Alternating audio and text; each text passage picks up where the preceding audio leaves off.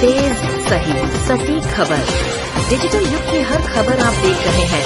Human right and anti corruption सच है तो दिखाएंगे जरूर। नमस्कार और स्वागत है आपका आज के ताजा समाचार बुलेटिन में।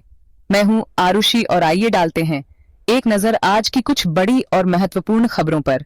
सबसे पहले बात राष्ट्रीय खबरों की। ऑपरेशन सिंदूर पर बड़ा खुलासा। एक बड़ी खबर आ रही है भारतीय सशस्त्र बलों के ऑपरेशन सिंदूर को लेकर।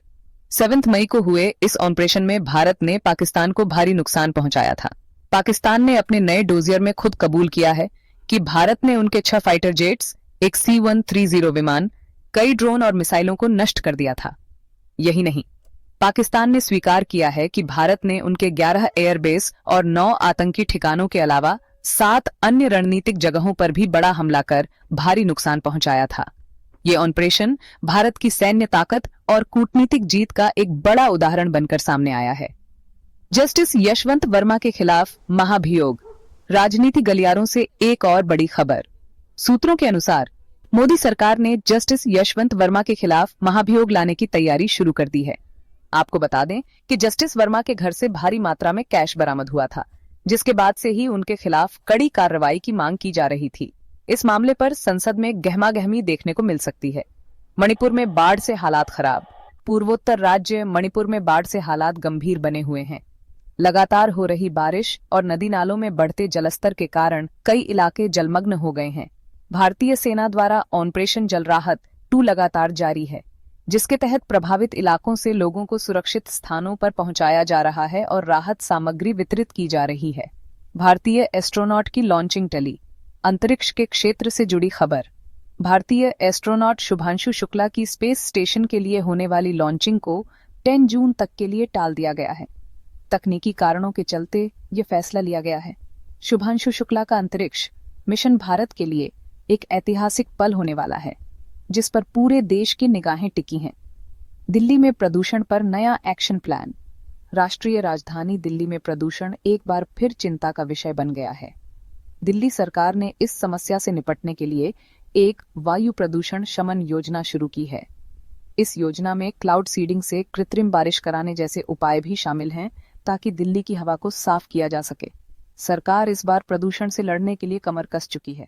अब रुक करते हैं अंतर्राष्ट्रीय खबरों का। यूक्रेन का रूस पर हमला। यूक्रेन और रूस के बीच युद्ध लगातार जारी है और अब खबर आ रही है कि यूक्रेन ने रूस पर एक और बड़ा हमला किया है। यूक्रेन ने 1100 किलो के अंडर वाटर विस्फोटक से क्रीमिया ब्रिज को उड़ाने का दावा किया है। इसके अलावा सैटेलाइट इमेजेस से रूस के बम बरसाने वाले एयरक्राफ्ट के नष्ट होने का भी खुलासा हुआ है। यह हमला युद्ध में एक नया मोड़ ला सकता है।